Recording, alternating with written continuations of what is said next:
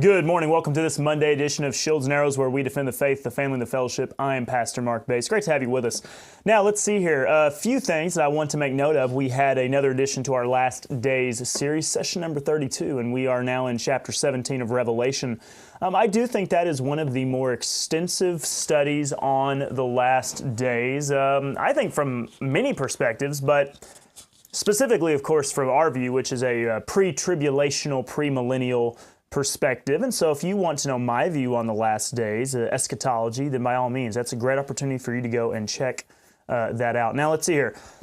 We had a slight mess up on our Sunday sermon, and it did not live stream, and I also didn't get it recorded. I'll reteach it at some point because it's an interesting topic, the matter of Jerusalem versus Babylon.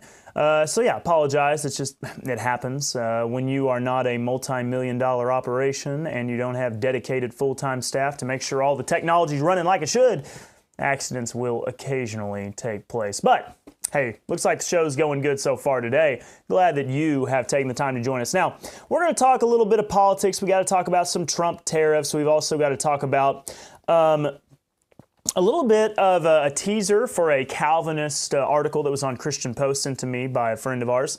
And I'll take a look at that and give my thoughts, but probably for tomorrow, though, okay? Just a little bit of a teaser for that. I think it's an anti-Calvinist article, but I think it argues from all the wrong places, maybe. We'll talk about it tomorrow. We are going to look at an interesting video. John Piper starts to be consistent, finally, and he's drawing out his theology to its logical conclusion, and he declares that he can fall away.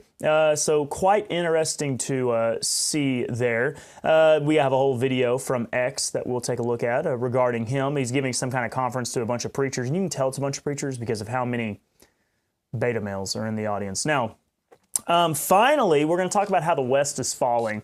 It's been falling for quite some time. It's just a slow decline, but this may be the final nail in the coffin. This may be it.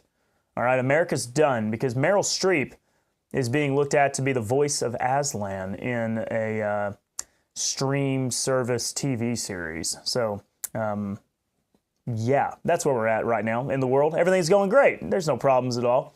So very excited to have all of you on. Thank you all for joining us. Now, here is what I'm going to do this morning. All right, you ready? I'm going to talk tariffs. But you know what I'm not going to do?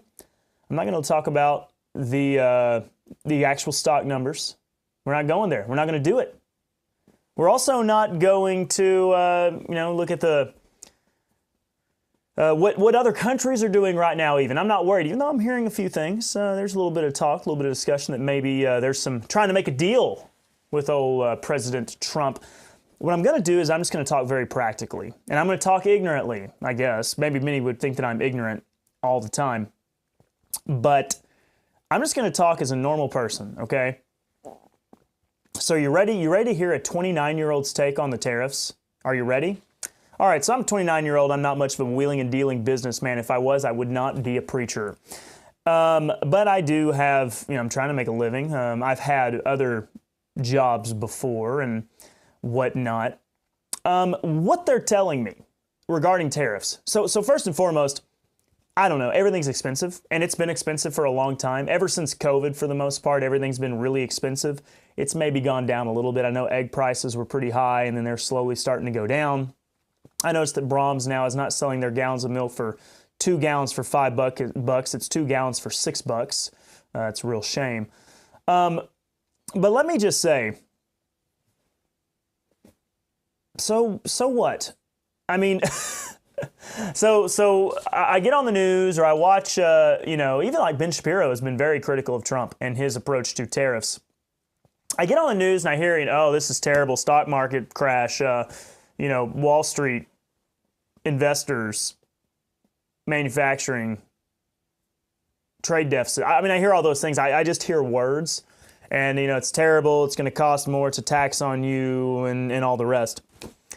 I don't know. I mean, I'm very much middle class. I know that maybe it shocks some of you because you do know that my wife is a doctor, but I mean, we're not exactly living high on the hog around here. I mean, like we have to limit how many times we go out, a week to eat out at restaurants, which is very difficult for my wife because she was the daughter, of a surgeon. So that's like the only thing. My wife was raised very much You would not know that, like, our father made good money, except for that one area. She is used to eating out at restaurants quite a bit. We've had to cut back, right? That's just how it is.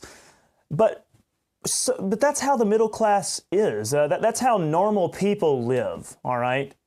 So I know that there's all the experts, the economical bigwigs and the analysts and the professors and all these things. And they're saying, oh, this is terrible. Tariffs are going to hurt us. It's going to really hurt the economy. The United States is going to not do well with these tariffs. It's going to hurt trade. It's going to hurt investors. It's going to hurt this. It's going to hurt that. Okay, fine. I mean, I don't know. We've been short on change for a while. I don't really know how that's supposed to affect us.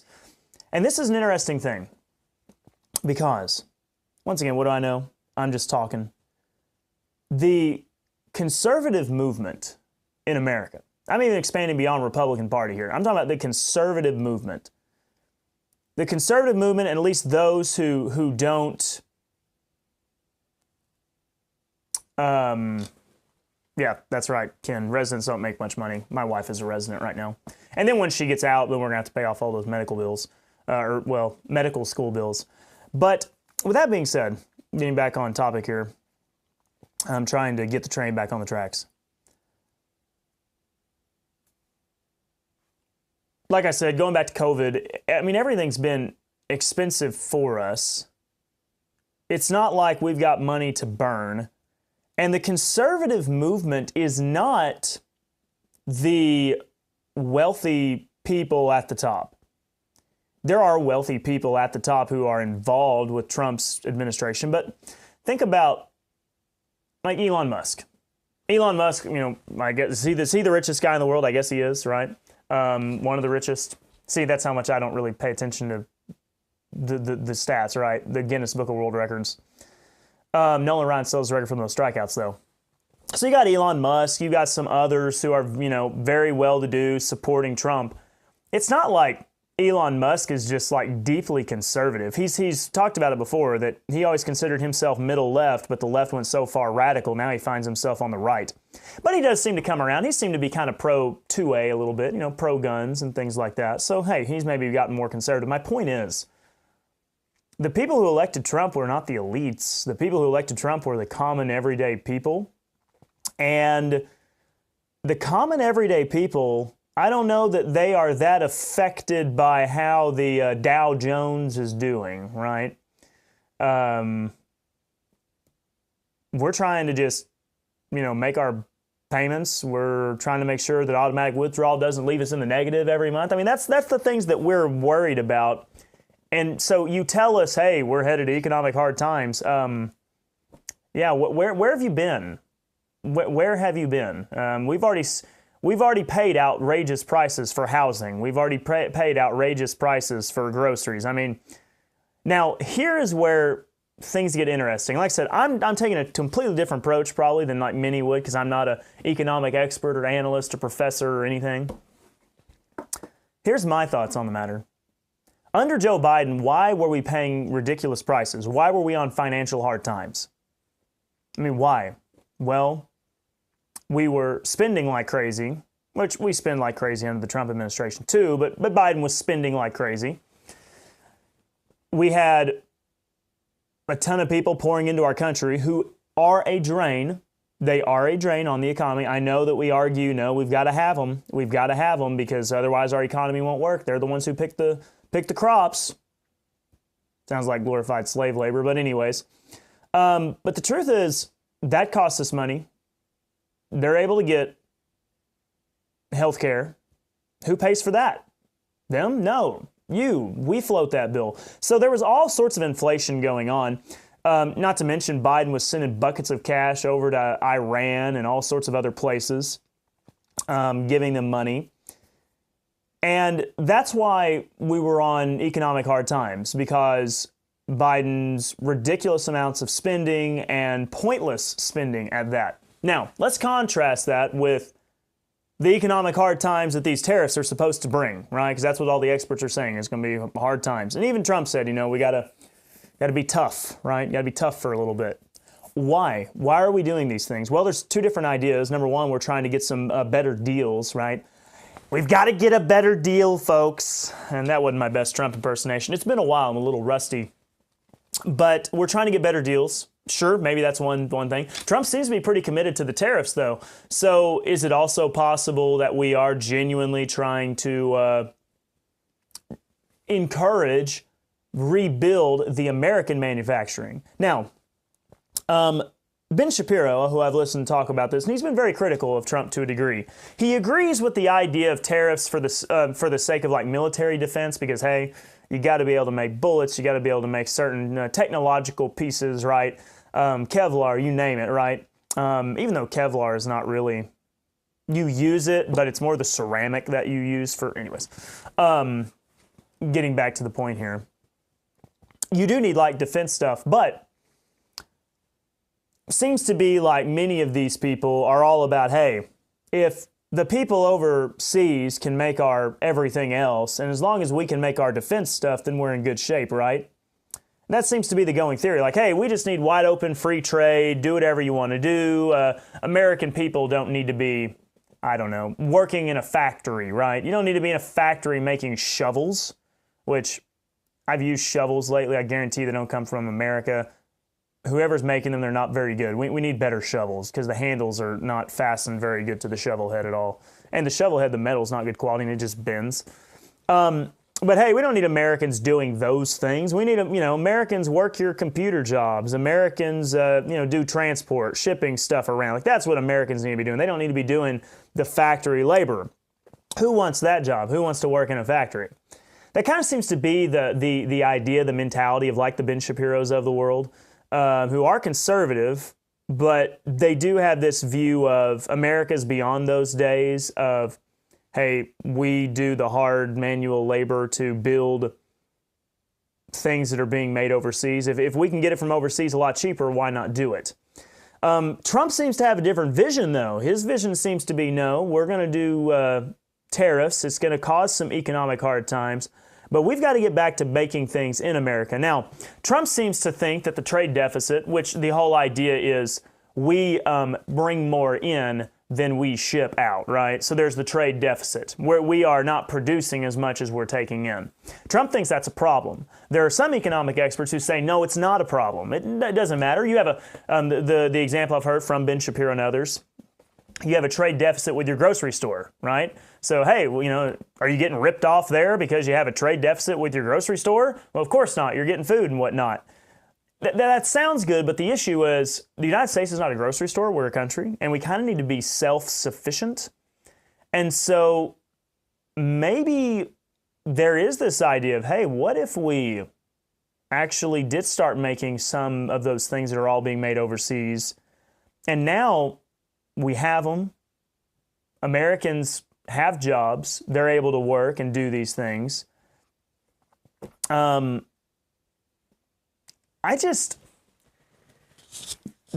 a lot of Republicans and conservatives who want Trump to succeed. Ben Shapiro is one of those. He wants Trump to succeed.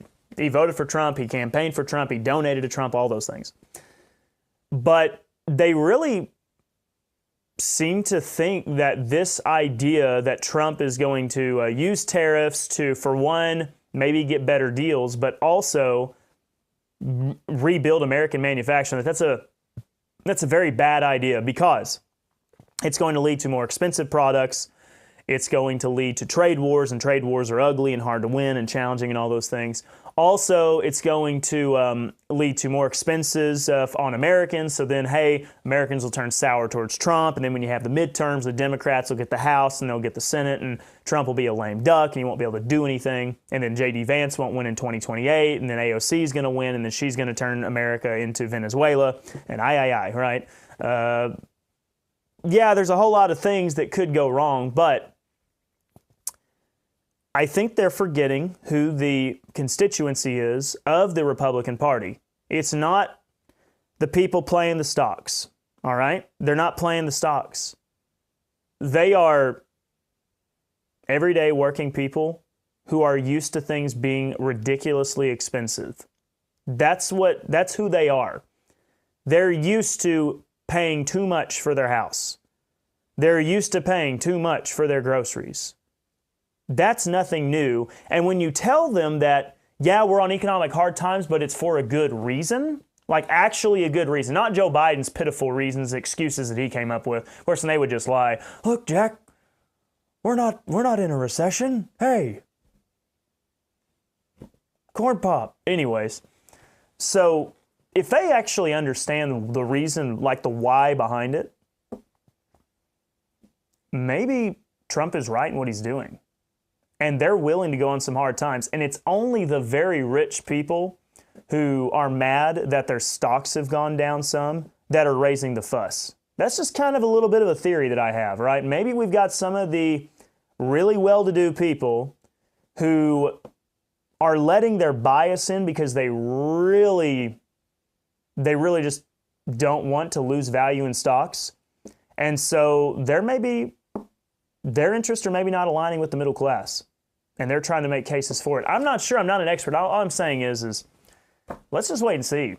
Let's wait and see what really happens with these tariffs. Because I think the American people, a lot of them are saying, hey, we've been on hard times before. If Trump's telling us that these are for a reason and it's not aimless, it's not purposeless, and it's going to make America better, like we're going to have we're going to be building things in America. We're going to have the opportunity for more jobs. Countries are not going to be ripping us off in a number of ways. I think people are willing to hear it out. Because the thing is, I don't think the economy was the main thing. I could be wrong, but I think a lot of people were just tired of the open border. I think a lot of people were tired of the open border. I think a lot of people were tired of the progressive issues in our military looking like a joke. I think a lot of people were tired of us bowing and kowtowing, just absolutely giving in to all these other nations. And we didn't feel like we were a world superpower. We felt like that we were, working for everybody but America. I think there was more to Trump being elected than just the stock market. That's my theory. I think Trump was elected for more reasons than just the stock market. So this is me finishing my conversation, my discourse on this whole thing, just to say, look, I'm doing Trump hands. All I'm saying is, let's wait and see. The elites, the well-to-dos, the stock market boys, they have their theory. And then, I don't know, maybe they're right. Because what do I know? But I think a lot of people voted for Trump. And I think they're willing to hear him out and wait and see what happens. So those are my thoughts on the tariffs. That's all I've got to say about that. Now, let's move on here. Like I said, I'm going to tease you. The Christian Post had an article on Calvinism, and we're going to talk about that tomorrow, probably first thing. I really wonder how much leg Calvinism has. Calvinism, they want to make fun of like dispensationalists and say, oh, y'all are just a new craze that just came around. I mean, Calvinism, yeah, you can find some things in Augustine, but Calvinism, as far as organized and what it is today, I mean, it's not like it's a new kid on the block either. And that's the funny thing to me. They always want to try to discredit dispensationalism and say, oh, y'all are just John Nelson Darby's, wild ideas from the 1800s. Okay, first of all, I think that we have some writings, not that I think that's the end-all be-all, but I think we have some writings, some documents, some theologies that say, no, there was dispensational ideas long before John Nelson Darby. There was a literal kingdom, premillennial ideas long before John Nelson Darby, C.I. Scofield and the rest. You guys act like you are the standard. You're kind of new too. And you may be newer than even our view in a lot of ways. It's funny. They always set the precedent that like Calvinism is the standard. Like we are the standard doctrine. It goes all the way back, right? But when you start looking at it, yeah, you're taking a few things from Calvin. You're taking a few things from Augustine. And you're throwing in a whole lot of R.C. Sproul, shake and bake, and look what you got. I'm not all impressed with Calvinism. I'm not sure how long it's really going to last. It depends on how long Presbyterianism and the SBC will last. The SBC, bless their hearts, Presbyterianism, they are a little bit more fully realized Calvinism. SBC is still weak in some areas because they're just not willing to go all the way whole hog, I would say. But that leads us to a very well-known Calvinist who is John Piper. John Piper, you've heard me talk about him before. I am no fan of John Piper. I am not impressed with his Bible teaching. I think he does something called eisegesis all the time. That is his shtick. That is his claim to fame. I want to show you this video from X of him speaking at a pastor's conference, and he has some interesting words, and he's got a lot of flack from this from some people in the Reformed community. I'm going to say my thoughts here in a moment. I want you to watch the clip, and we're going to see exactly what John Piper has to say on this this matter here. If I can find my... I was going to turn up the volume to where I could hear it, but I guess you don't. You can hear it, so I don't really need to because I know what he says. All right, here we go. Let's go ahead and start the video. Take care, brothers, lest there be in any of you an evil, unbelieving heart leading you to fall away from the living God. I preach that to my people. You can fall away from the living God. No punches pulled. Of course, if you're elect, you won't. But sitting there in this room right now, professing believer, you can fall away from the living God. John Piper can fall away from the living God. If I make shipwreck of my faith, I'm a goner. That's the way the New Testament sounds, and it's right. And it's this overplay of justification and this overplay of security gives a tone to a church that is not quite right. Okay, there you go. Way to go, Kevin.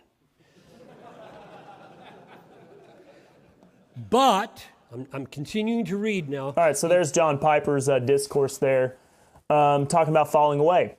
And he got, like I said, he got a lot of flack from this, from a number of people saying, "Oh, that's not what actual Calvinism believes. We believe that if you're elect, then you are sealed, you are saved, you will persevere to the end. The elect cannot fall away." And John Piper does throw that in there. He says, if you're elect, you won't, right? If you're elect, you won't.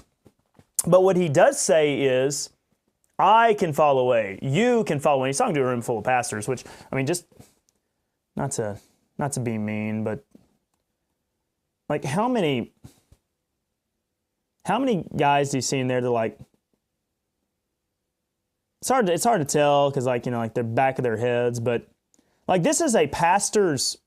Like, what is this event here? It says this is the Coram Deo Pastors Workshop 2025. So, Coram Deo Pastors Workshop. Now, look at how these guys are dressed. Like, for a pastor, and I, hey, who knows? But, like, I don't know. Take yourself seriously, folks. I know that, like, it's popular now to dress like you're going to Walmart all the time. But, like, look at that. Look at how many, like, T-shirts and hoodies. Few funny haircuts, like looking at you, like this guy right here, like I don't even know what's going on with that haircut right there. Like, very, very odd choice. Like, should have had more taken off the top there, I think. But I don't know. It's like it's a pastor's conference. Like, dress for success, guys. Yeah, dress for success. I'm just not very. But hey, that's what's cool. That's what's hip. That's what's popular. Anyways, I don't know who that guy is. Maybe a nice guy. But needs a haircut. It's my show. I'll do what I want. So here's the thing. A lot of Calvinists, they came out and they said, John Piper doesn't represent us. We don't believe that we can fall away. Calvinism does have assurance of salvation, blah, blah, blah. One of the things that I like to hit Calvinists with, especially on X because it's fun, Calvinism does not have assurance of salvation. Let me say that again. Calvinism does not have assurance of salvation because only the elect will persevere to the end, right? Because that's the P in tulip. And if you do not persevere, then you're not really saved. How can you know you are the one who perseveres? Well, you can't until the end. If you do not persevere until the end, then you were not one of the elect. So that means that John Piper, if tomorrow he, I don't know, denounces Christianity and starts dressing in drag and doing shows on the Vegas Strip, well, apparently he didn't persevere to the end, so he was never saved. And that's kind of what he hints at there. He said, I could fall away. Now, here's the thing. Calvinists, you ready? If John Piper's hermeneutics is correct, if John Piper's theology is correct, which it's Calvinist, Calvinism should hold to the concept that you can fall away. Because Hebrews is about you, if that's the case. Now, we rightly divide. We don't read ourselves into Scripture. We take a big boy approach to the Bible. Instead of treating it like, hey, this is all about me. No, we take it contextually, grammatically, historically, literally, and rightly divided. But Calvinists don't do that. So guess what? The book of Hebrews is about you. The book of Hebrews makes it very clear. Yeah, you can fall away. You can fall away, plain and simple. Hebrews chapter 6, but there's also other places as well. And guess what? Where John Piper was teaching out of? Hebrews chapter 6. Teaching out of Hebrews chapter 6. Or it was Hebrews. It may have been a later chapter. John Piper is just being consistent, guys. If you are Calvinist, if you're watching this show today, I don't know if we got any Calvinists on or not, but if you are Calvinists, you do not have assurance of salvation. You don't. And John Piper accurately taught that. For one, that's why I said John Piper is finally consistent. He's finally consistent because he correctly said that there is no assurance of salvation under the Reformed Calvinist theology. You just don't have it. It's not there. Okay? Because there's too many passages being blotted out of the book of life. Now, John Piper would probably hum-haw around that, and he'd say, well, that's not, well, he doesn't talk like that. That was way too manly. But you know, he would try to get around and say, well, it's only hypothetical. You can't actually be blotted out of the book. But he does agree that you could fall away because there are clear passages of Scripture. Hebrews chapter 6 makes it very, very, very clear. Or if you sin against God after you have, like what's the Hebrews? I have it in my notes. I know in my sermons, Hebrews, maybe chapter 12. Let's see. I want to find it really quickly so I can read it, and I'm going to talk to fill the void and the time. Still talking. I thought it was Hebrews chapter 12. Could be Hebrews chapter 13. Maybe where he was.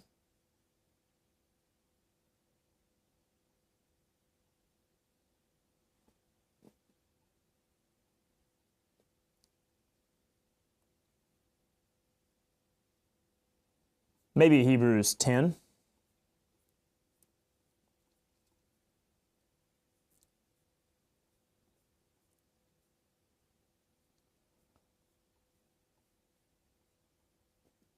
And if not, then I can find it eventually.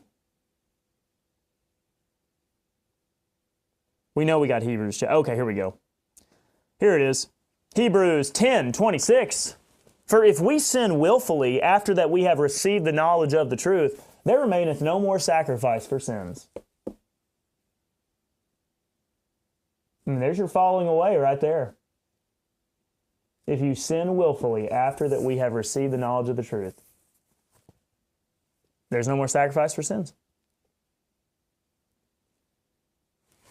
You may try to work around and say, well, it's not really saying that you fall from God's favor there. However, what could that possibly mean? What is awaiting you? Verse 27. The only thing that is awaiting you, what remains is a certain fearful looking for of judgment and fiery indignation which shall devour the adversaries.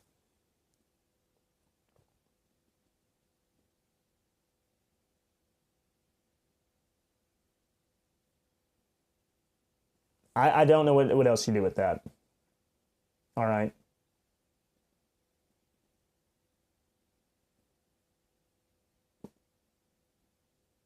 How much more sore the punishment, suppose ye, shall he be thought worthy, who hath trodden under foot the Son of God, and hath counted the blood of the covenant, wherewith he was sanctified, an unholy thing, and hath done despite of the Spirit of grace?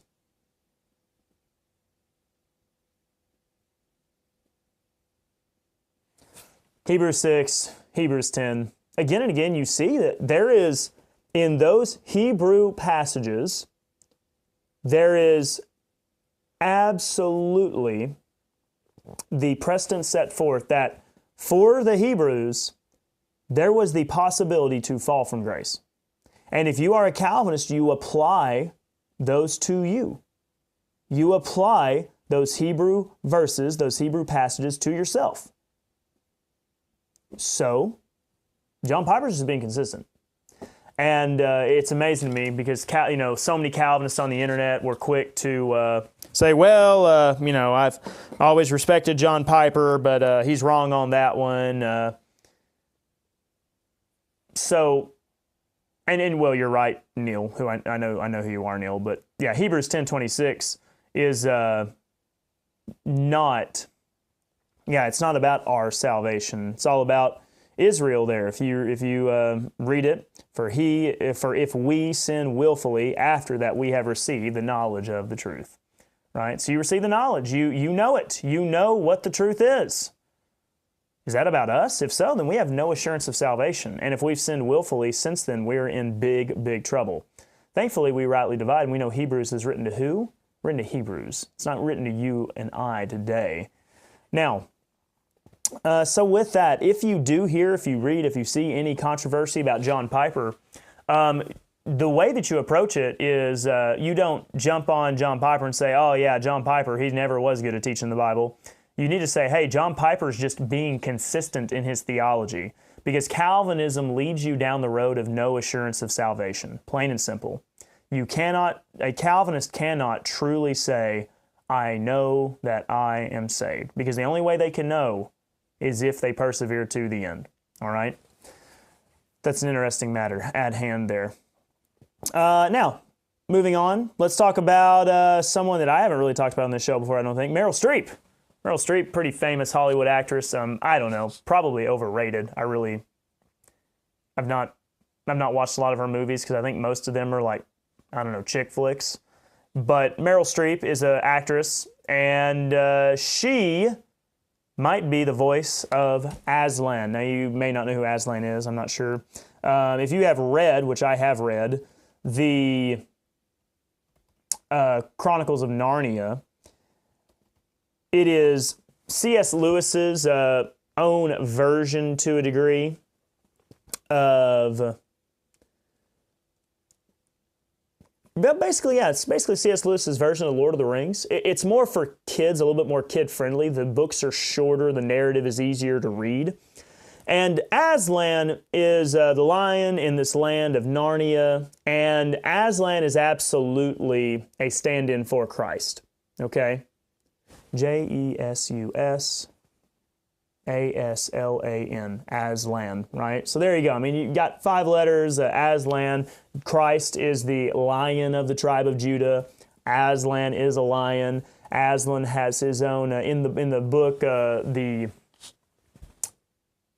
Chronicles of Narnia, The Witch and the Wardrobe, I think that's what it's called, is Aslan lays down his life and is brought back to life. I mean, he's clearly a Christophany, right? A representation of Christ there. I don't know if that's the proper term for Christophany, but he represents Christ, okay? He's a typology. Now, there is a certain director named Greta Gerwig. I don't know if you've heard of Greta Gerwig. Greta Gerwig is the woman who directed Barbie, which I did not watch. What I've heard is some theories was like, well, it's not actually feminist garbage, but most people seem to be convinced, yeah, it's just feminist garbage. I haven't watched it. But Greta Gerwig is going to be directing the upcoming Chronicles of Narnia adaptation. I believe this is going to be... who is the company that owns the rights to the Chronicles of Narnia?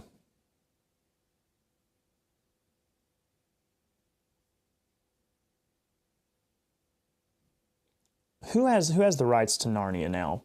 I'm not sure. It's going to be, I think it's going to be streamed. I don't think it's going to be a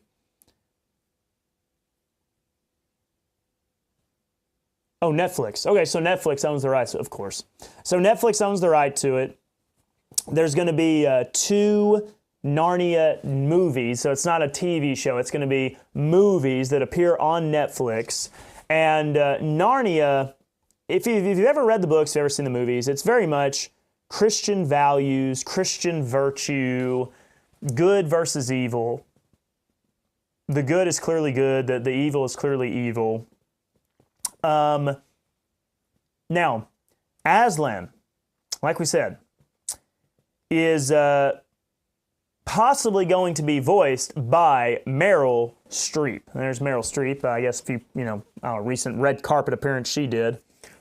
So there's a few problems with this. First of all, number one, Aslan, being a stand-in for Christ, is a male. He's referred to as male in the book. That's very clear. Formerly voiced by Liam Neeson, who has an excellent voice for those kinds of things. So Liam Neeson was the voice actor, and Liam Neeson's still alive. So he could absolutely voice Aslan again. As far as I know, there's no contract conflict. Otherwise, just have another man do it because Aslan is a male. Now, you know Hollywood, you know how the movie industry works. We have absolutely got to replace all males with females, okay? Because men are bad, women are good, and we don't have any original ideas. We just got to remake things that we've already seen. So instead of us writing a female character, because there are female characters in Narnia, absolutely, we're just going to turn the single most important character in the entire series into a female because, hey, we can. Now, here's another problem. Meryl Streep is a, how do I put this nicely? She's a raging leftist, all right? She is pro-abortion. She is not a promoter of Christian virtue or Christian values. And I don't know why Greta Gerwig is being allowed to direct Narnia, as she is not a promoter of Christian values. Now, Luke adds something in here I will read. It says, watch out for C.S. Lewis. He had a lot of heresies that he subscribed to. All paths lead to heaven. Hell's fiction. Bible is not literal. Yes, I don't know everything about all of C.S. Lewis's views. I know was he Anglican or was he Catholic? Help me out here. Was he Catholic? Or was he Anglican? He was Anglican. J.R.R. Tolkien, I guess he was the Catholic. So, yes, I mean, C.S. Lewis, I'm not telling you that his theology is great. I've listened to Mere Christianity, the audiobook. I didn't read it. What I remember about it was all right. It wasn't anything that just was world-changing. I don't know. It seems like so many of those, he's a philosopher. Spurgeon was more of a philosopher, okay, than he was a theologian. Yes, let me say it again. And I don't know why I'm leaning closer to the computer because my microphone's right here. Let me say it again. Spurgeon was not that much of a theologian. He mostly just philosophized, okay? That's my position there. Hot take coming from us at Shields and Arrows. C.S. Lewis, I feel like, was a lot like that too. He was not a theologian. He just did a lot of, he did a lot of, what's the word I'm looking for? Thought experiments, kind of, really, and it was kind of framed around Christianity. But with that being said, he did intentionally make it to be a Christian-ish type book and story and series and, message. Here's the thing. We have been told, whatever terms you want to use, gaslight's been used too many times, but we have been told again and again and again that America's not really a Christian nation. Our culture is not really a Christian culture. Hey, we're just a melting pot of all sorts of ideas, and all of you people who want to say that our traditions, our values, our culture, all these things were built upon Christianity. No, you're wrong. It's revisionist. It's pseudo-history. But also that's bad. It is bad because America was founded. They want to speak out of both sides of their mouth. It's bad that America was founded as a Christian nation. Also, at the same side, on the other side of their mouth, they say, "No, we were never that Christian to begin with." So here's the thing. Hollywood, the elites, the people who are in power in these institutions, have thrown out the foundation. All right, the foundation's gone. What's left is the stories, and the stories are very good, right? Lord of the Rings is a good story. The Chronicles of Narnia is, I read it, it's a fun story. Some of the books were better than others. The Horse and His Boy, there were some parts in it that were very fascinating, but it wasn't most amazing thing in the world. The Voyage of the Dawn Treader, not the most amazing, but there were some moments in it that were really good. I read them. I read the whole series of books in the Chronicles of Narnia when I was in school.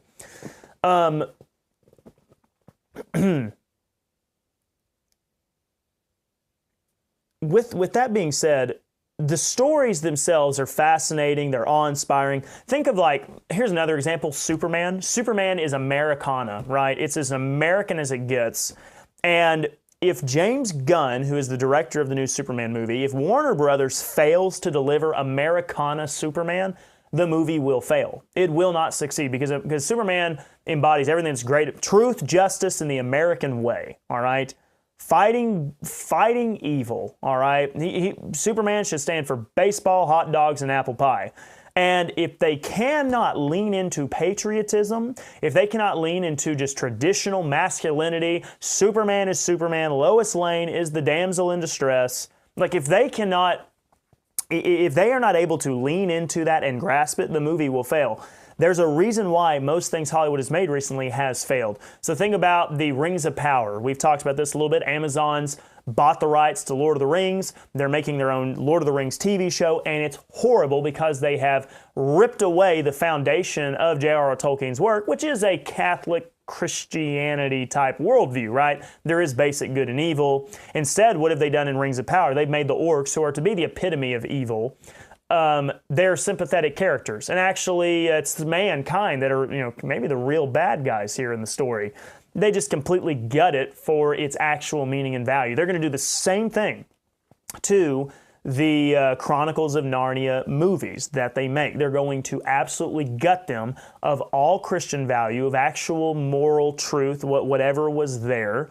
And therefore, it's going to fail. It will be hated. They do not like you. If you are a 12-year-old child who read the Chronicles of Narnia books, that was me. I read them probably when I was 12, 13, 14. I mean, there's quite a few of them. It took me, I started the first one, read a little bit, and then I put it down and picked it up later. Anyways, if you're a young boy and you read the books and you loved the books as they were, and you even enjoyed the movies, Disney actually made The Witch and the Wardrobe, which was actually pretty good for what it was. Disney would never make something like that today. They just wouldn't. But if you enjoyed it, they do not like you. They hate the source material. They hate C.S. Lewis. They hate the message of the Chronicles of Narnia, and they are going to rewrite it. They're going to shape it into their own image, okay? Because they hate it, plain and simple. They hate Lord of the Rings. I saw that Neil mentioned Hollywood did the same thing with the latest adaptation of Dune. Yeah, so Dune, they made some major mistakes there because Zendaya, an actress in the movie, is so famous. They did not follow the script faithfully. They completely changed her character, and that's why the third movie, I think, is going to fall flat on its face. It may look great, but it's not going to follow the actual story. I don't see how they can. I think it's going to be a failure because they can't follow it. Now, Dune's interesting. It's a fascinating book. It's also kind of an anti-Islam book, which I don't know if Hollywood realizes that, but it kind of is. I mean, the whole point is so much of the imagery there, it's not mocking Christianity or Judaism so much as it is they literally use the word jihad, in the book, right? Holy war. So I don't know if Hollywood is going to catch on to that and if they're going to alter the stories, but anyways, they just, they do not follow the original messaging because they hate the stories. So I'm all for it. Please, here's what I want. Netflix, do it. Hire Meryl Streep as Aslan. Have her voice it. I want you to have a transgender character. I want you to race swap. I want you to gender swap. I want you to do all the things. Change the ending of the story. Please. Okay, please, because I want to see Hollywood go down in flaming defeat. They already are. They're bleeding money. This year may be one of the worst years of all time for Hollywood, maybe even worse than COVID. They are going to just completely destroy so many movies. They're already going... what TV series or movie series trilogy or franchise have they not ruined? They've ruined Star Wars. They've ruined Indiana Jones. They've ruined The Lord of the Rings. They're going after Narnia next. What are they going to do next? Like, what is going to be obliterated by their horrible ideologies, their terrible storytelling, and their forced politics and gender ideology? I don't know. I'm here for it, though. I'm excited to see it. Neil, you're bringing up all sorts of interesting points. You also said the problem with allegories is that people try to make them into doctrine. Yes. I have seen posts like on social media before or YouTube videos of this deep analysis of Lord of the Rings or Chronicles of Narnia, and even others, other movies as well, to teach a doctrinal message. And yeah, you stop it. Quit it. Knock it off. We don't need it. That's why some people do argue that Lord of the Rings actually is a little bit better because it's not quite such a direct ripoff of the Bible. It just carries some underlying themes. Like there's temptation, right? The temptation of the One Ring. But anyways, very good. Very interesting there. Now, with that being said, a few things we have planned. What I want to do is, for probably the next couple of weeks, we're going to do a few more If They Asked questions for our Wednesday night study. If you have a question that you would like me to answer that you think would be appropriate for the If They Ask series, and if you haven't watched the series, go and watch it so you kind of get the gist of what we're doing. Go ahead and send it to me. Let me know if you have a question. I may do one on prayer.